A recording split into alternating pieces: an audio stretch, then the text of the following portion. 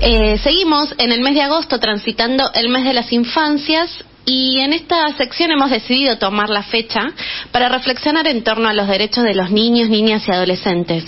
La semana pasada comentábamos que cuidar a las infancias es una tarea de corresponsabilidad entre las y los progenitores, el Estado, la sociedad y las comunidades. Y si hay una institución clave para el desarrollo de las infancias, esa es la escuela. Nuestra querida escuela, y más aún si es pública. Pero bueno, luego de la pandemia hemos visto que el regreso a la presencialidad total encontró distintas dificultades. Cada docente se encontró con niños y niñas con trayectorias educativas disímiles y también con trayectorias emocionales diversas entre los alumnos y las alumnas y también entre docentes. Sabemos que la pandemia afectó todos los órdenes de la vida y las niñas no estuvieron ajenos a ellos. Para charlar un poco de esto, tenemos ahora en línea a Laura La Polaca. Ella es docente, profesora de educación maternal, inicial y primaria, especialista en pedagogía y educación de los derechos humanos. Bienvenida, Laura, ¿cómo estás? Hola, ¿qué tal? Buenas tardes. Gracias primero por la invitación y quería saludarlos a vos, a Felipe y a Emiliano. Bueno. Y a todos los que están ahí en el piso, obviamente. Muchas gracias por estar acá en línea y compartir un poco unas reflexiones en torno a lo que acabo de presentar, ¿no? Este tema del regreso a la clase, cómo están nuestros niños, los docentes. Bueno, vos como docente, maestra, pedagoga, sos la indicada para poder desasnarnos un poco sobre esto. ¿Con qué se encontraron? ¿Cuál es la situación actual en las escuelas? Los docentes, ¿no? Con este regreso a la presencialidad total después de 2 años muy difíciles. Nos encontramos con 2 situaciones bastante antagónicas. Una en que las niñas, niños, niñas, adolescentes y jóvenes estaban felices, emocionados, ansiosos de regresar con sus pares a la escuela. Volver a la presencialidad significaba mucho más que solamente la clase, ¿no? Sino que también significaba recuperar espacios sociales, espacios de escucha, de afectos y hasta de alimentos. Pero por otro lado, hubo también una gran cantidad de niñas, niños, niñas y adolescentes que retornaron temerosos, vulnerables por una realidad que los golpeó, ya sea por circunstancias naturales de la vida o como consecuencia de esta pandemia, ¿no? Del COVID. Para estos niños, para estas niñas, jóvenes y adolescentes no hubo muchas políticas de contención ni de cuidado aplicadas, digamos, por el Ministerio de Educación porteño.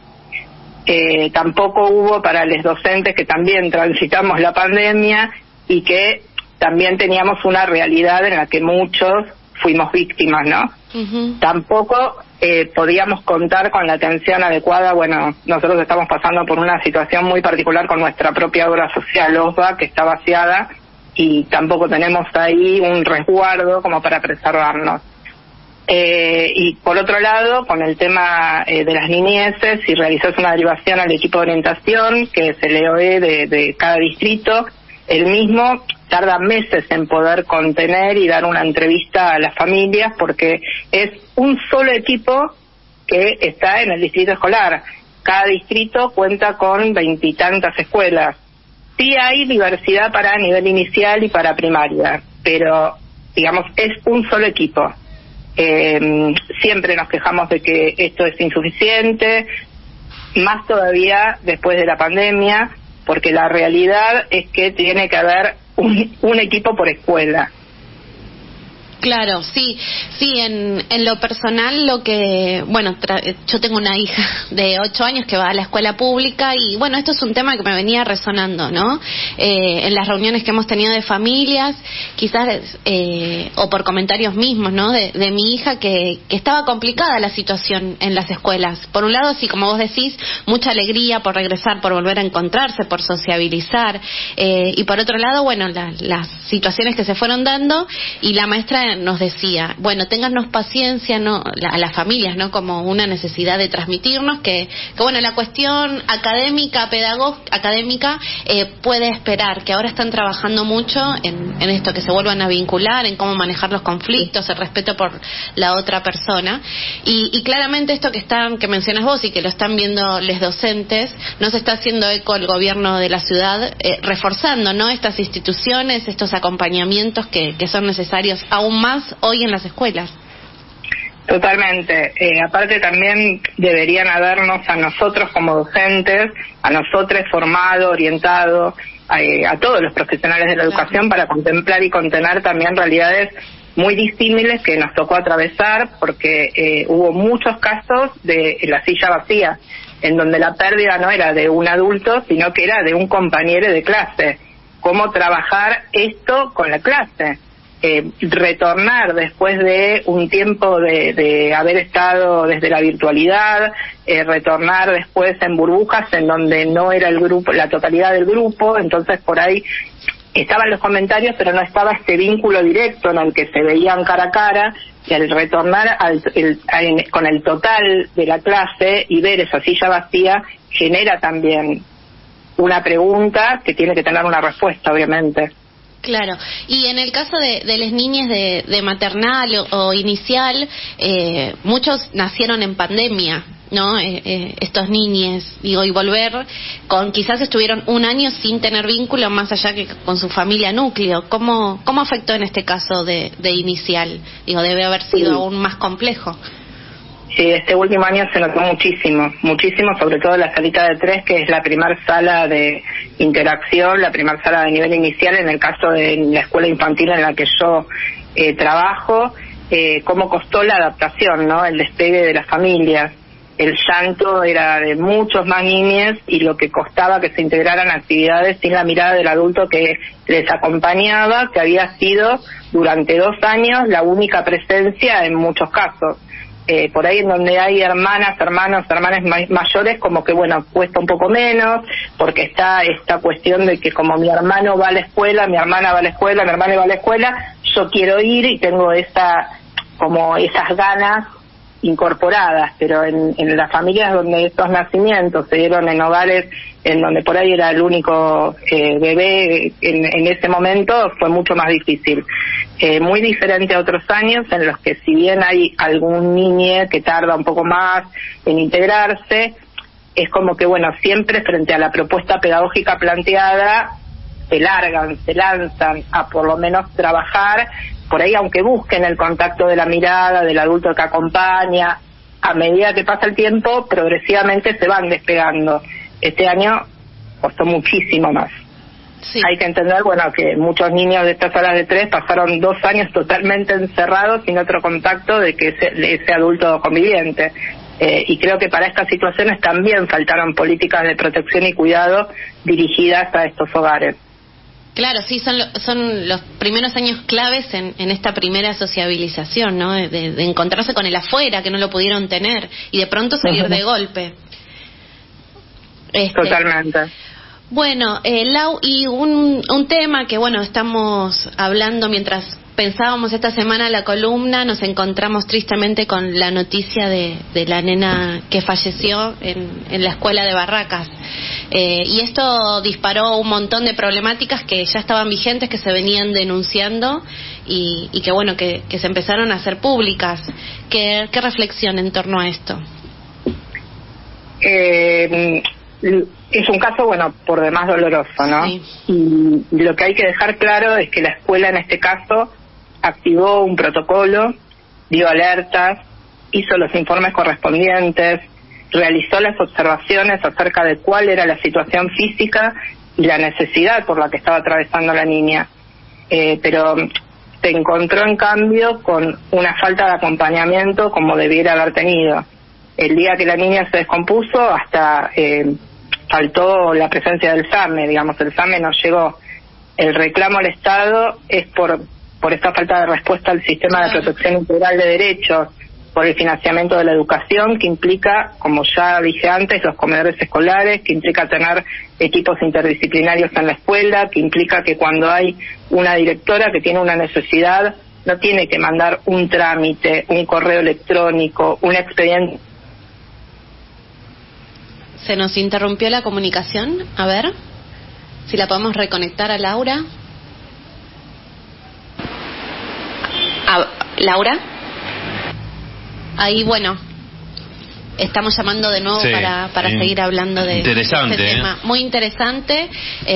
Y el abordaje ¿no? de pensar a la educación de una forma integral, y no es la educación y las escuelas no como un depósito de niñes, ¿no? Claro. A donde los dejamos mientras nos vamos a trabajar, sino que hay que pensarlo integralmente, conectando diferentes ámbitos, diferentes cuestiones, y también resignificarla, ¿no? En este contexto post-pandemia. No, el post-pandemia es tremendo, y más para los chiquitos. Ahí está conectado. Ahí está de nuevo, Lau. Sí, Acá estoy nuevamente.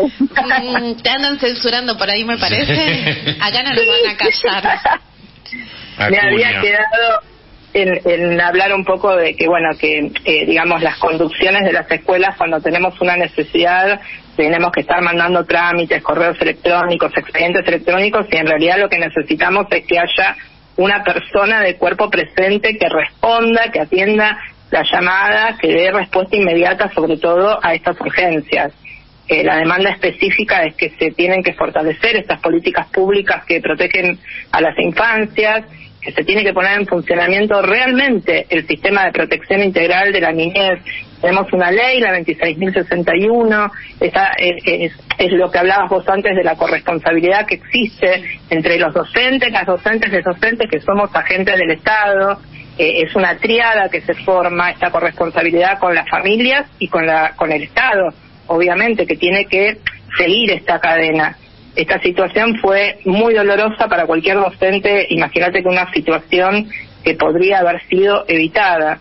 Por eso necesitamos que las políticas públicas se financien, sepamos dónde está el dinero del Estado y que el Estado dé respuestas a las infancias. Sí, así es. Bueno, algo que está bastante cajoneado con resistencias es el proyecto que envió la legisladora al Frente de Todos, Ofelia Fernández, en relación a la alimentación y estas viandas que les dan, ¿no? Que en el caso de la jornada simple, según entiendo, les dan un sándwich con una feta de jamón, si se puede decir que es jamón, y una feta de queso, y bueno. En algunos ni siquiera en jamón. Claro. En algunos solamente una feta de queso. Y esto es no entender la realidad diversa, ¿no? También que hay aquí en la ciudad, donde realmente hay niñas que asisten y que puede llegar a ser su única alimentación fuerte del día, ¿no? Y que no podemos seguir permitiendo que esa sea la ingesta nutricional para ellos, cuando sabemos además lo que facturan los concesionarios, y en eso no puede haber un presupuesto bajo. No, seguro. Aparte, por ejemplo, en el caso del gobierno de la ciudad, las políticas implementadas durante toda la pandemia por el Ministerio de Educación siempre fueron todas las que se expusieron primero, a los medios de comunicación, después bajaban a las familias, después llegaban a los docentes, que éramos como los últimos en enterarnos, las últimas. Y bueno, todo este tipo de cosas que tienen que estar contempladas, sobre todo el tema del comedor. Bueno, sabemos el proyecto de Ofelia Fernández que fue presentado, en el que no solamente estamos de acuerdo que la escuela es el mejor lugar para que los niños de hogares vulnerables, sobre todo, estén en tiempo completo, sino que los comedores están tercerizados, pasaron a concesionarios en donde la diversidad de alimentos es muy diferente en zona norte y en zona sur, lamentablemente, a los que nos ha tocado itinerar por distintos distritos de la capital federal, lo hemos vivido, y el comedor escolar debería estar en manos del Estado.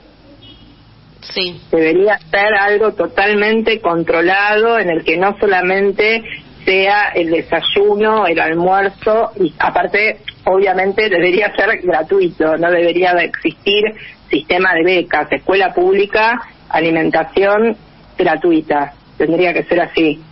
Sí, además, estos trámites que hay que hacer ahora todo vía internet, y esto de que tenés que demostrar todo el tiempo que sos pobre, ¿no?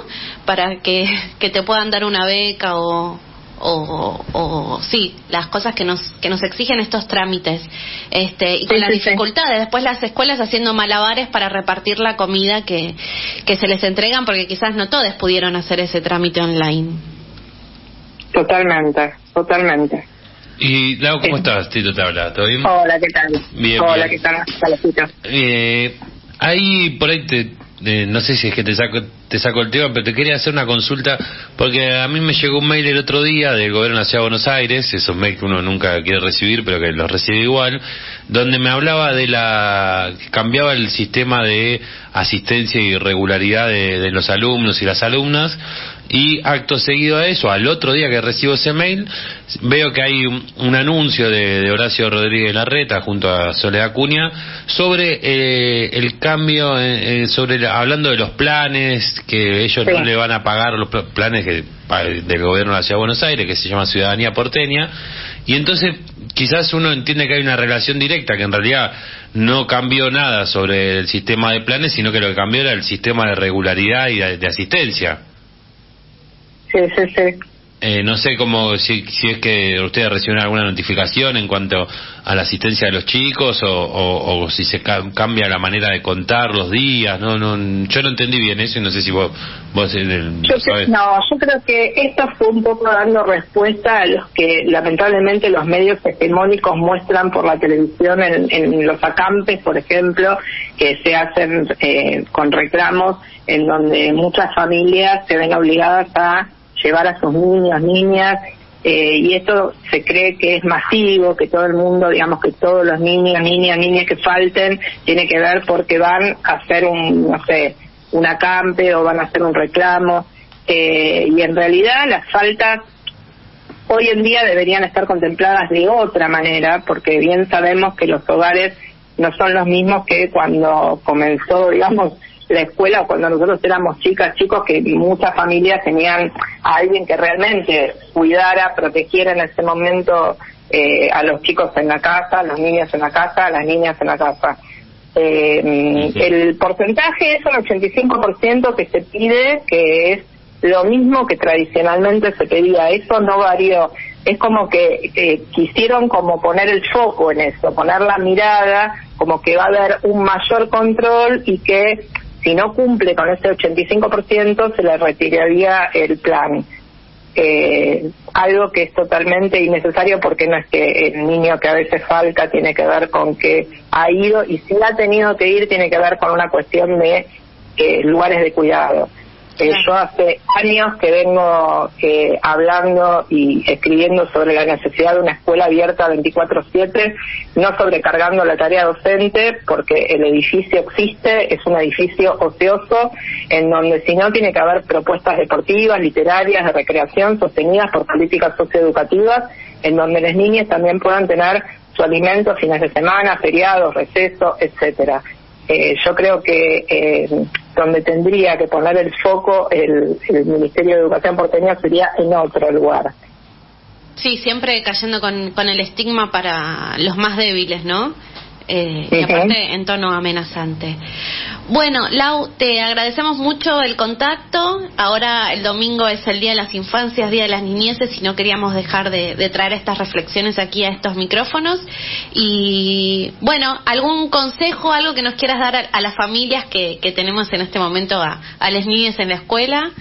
En cuanto a esta situación que está sucediendo, ¿no? Que a veces también a nosotros se nos hace difícil, o a veces ponemos como expectativa, todavía no te enseñaron a multiplicar, mira, estás atrasado. Bueno, no es por ahí la cosa. Mira, yo siempre, como una muletilla que tuve, y esto no tiene que ver con la pandemia, sino que fue de toda mi actividad docente, siempre hablaba mucho con el tema de contenidos, cuando las familias se quejan o critican el tiempo, o que esto no lo puede internalizar en determinado momento, y viste que siempre existió en uno mismo el ver que algo que por ahí costaba muchísimo aprender, en otro momento de la vida lo lees y vos decís, ¿esto era? Claro. ¿Esto era lo que me costaba tanto? Yo creo que los contenidos no tiene que ser siempre lo prioritario. Hay una escala de valores, hay un prejuicio también, ¿no? Con el tema de todo lo que tiene que ver con las áreas de matemática, lengua, y la realidad es que no todos los niños, niñas son eruditos en matemática o en lengua. Tenemos otras fortalezas, así como también tenemos otras debilidades, y hay que apuntar a ver eso y también tener muy en cuenta los saberes previos que conlleva cada niño, cada niña. No es lo mismo, no podemos homogeneizar, justamente tenemos que respetar la diversidad, respetar la heterogeneidad y saber de dónde parte para saber a dónde llega. No todos pueden llegar a un mismo punto, por eso no estoy de acuerdo tampoco con las evaluaciones masivas.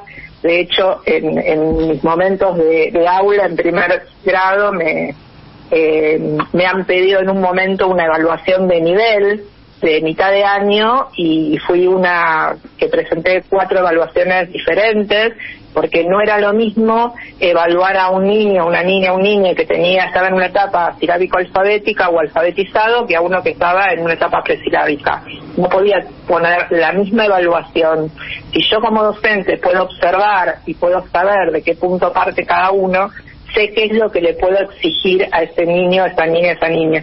Y creo que las familias tienen que poner también un foco en eso, o sea, nunca comparar, ni comparar con hermanos, con hermanas, ni comparar con compañeros, compañeros. O sea, somos individuos y hay que respetar al individuo tal como es. Así es. Bueno, Lau, muchas gracias por este contacto, muy interesante todos los aportes, y seguramente te volvamos a llamar en un futuro para una próxima entrevista. Ay, muchísimas gracias a ustedes por tenerme en cuenta, me encantó haber participado y por darme lugar a la palabra, a poder opinar sobre mi experiencia, mi trayectoria y participar de esto. Muchísimas gracias. Gracias. Adiós.